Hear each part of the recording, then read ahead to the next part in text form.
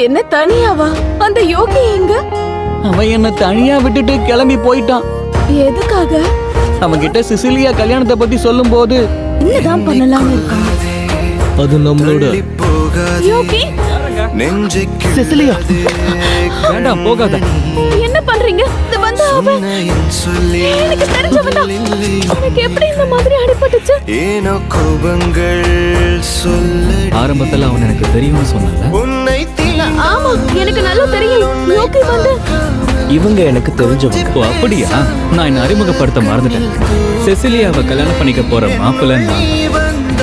இத பத்தி உன்கிட்ட முன்னாடியே சொல்லணும்னு தான் இருந்தேன். ஆனா மன்னிச்சிருங்க, நான் உங்களை தொந்தரவு பண்ணிட்டேன். ரொம்ப நன்றி. அப்ப நான் கிளம்புறேன்.